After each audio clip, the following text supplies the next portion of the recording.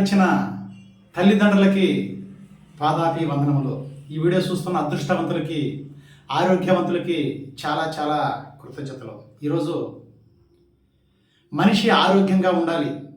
ఏ పని చేయాలనుకున్నా కానీ, ఒక డబ్బు సంపాదించాలనుకున్నా, ఏ పనైనా చేయాలి అనుకున్నప్పుడు మనిషికి ఆరోగ్యంగా ఉండాలి కదా. మనిషి ఎప్పుడైతే ఆరోగ్యంగా ఉంటాడో ప్రతి ఒక్క పని చేయగలడండి. ఆరోగ్యంగా ఉండాలంటే ప్రతి ఒక్క మనిషికి కృతజ్ఞతాభావం కావాలి, ప్రేమతత్వం ఉండాలండి. ఎస్, కృతజ్ఞతాభావం ప్రేమతత్వం లేనప్పుడు అనారోగ్యాన్ని సృష్టిస్తుంది.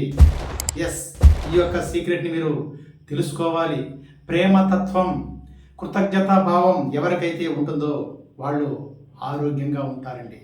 ఎస్, మీరు ఆరోగ్యంగా ఉండాలి అనుకున్నప్పుడు క్రమశిక్షణ ఉండాలి, క్రమ పద్ధతి ఉండాలి.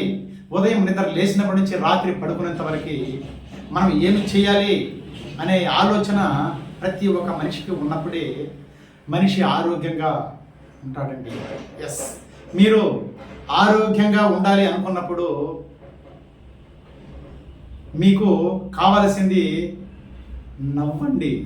ఎస్, ఈ ప్రపంచంలో ఆరోగ్యంగా ప్రతి ఒక్క మనిషి ఉండాలి అనుకున్నప్పుడు దీనికి ప్రత్యేకమైన ఒక మందండి నవ్వు. ఎస్, ప్రతి ఒక్క మనిషి ఆనందమైన జీవితాన్ని గడపాలన్నా నవ్వు కావాలి. ప్రతి ఒక్క మనిషి ఎప్పుడూ నవ్వుతూ ఉండాలండి.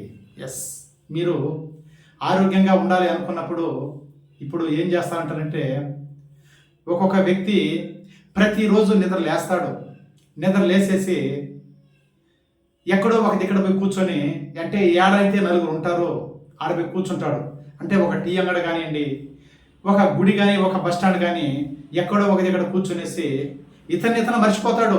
అంటే నేను ఎలా ఉండాలి అనే విషయాన్ని మర్చిపోయేసి దృష్టి పూర్తిగా ఇతరుల పైన పెడుతూ ఉంటాడు. అంటే ఫోకస్ ఇతరుల పైన. అంటే అతను ఎలా ఉన్నాడు, ఇతను ఏ పని చేస్తున్నాడు, ఎక్కడికి పోతున్నాడు, ఎక్కడికి వస్తున్నాడు అనేసి దృష్టి పూర్తిగా వేరే వాళ్ళ పైన పెడుతూ ఉంటే మీకు ఆరోగ్యం ఎలా ఉంటుందండి?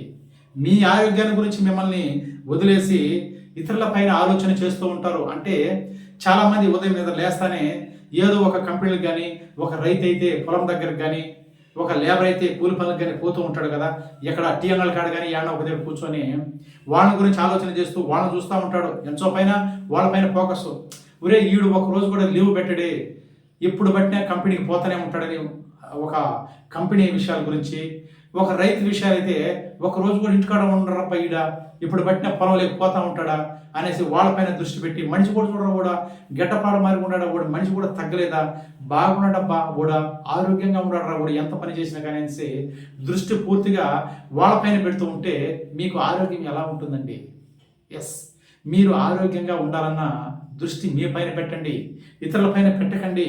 మిమ్మల్ని గురించి మీరు ఆలోచన చేస్తూ, మీ కుటుంబాన్ని గురించి మీరు ఆలోచన చేస్తూ, మీ పిల్లల గురించి మీరు ఆలోచన చేస్తూ ఎప్పుడైతే ఉంటారో మీరు ఆరోగ్యంగా ఉండడానికి అవకాశము ఉంది. నేను ఇంత మునుపు వీడియోలో చెప్పాను, మీ మనస్సే దేవుడు, మీ యొక్క ఆత్మయే దేవాలయము, మీ యొక్క మాటే మంత్రం అని ప్రతి ఒక్క వీడియోలో కూడా నేను చెప్తూ వస్తున్నా. మీ మాటేనండి మంత్రం.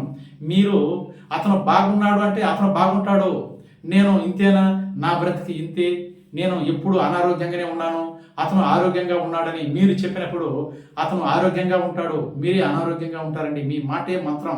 మీరు ఎప్పుడైతే మీ యొక్క నోటి మాట ఎలా చెప్తే అది ఖచ్చితంగా జరుగుతుందండి. ప్రతి ఒక్కరూ నమ్మండి, ప్రతి ఒక్కరూ నమ్మాలి, ప్రతి ఒక్క దానికి నమ్మకం ఉండాలి.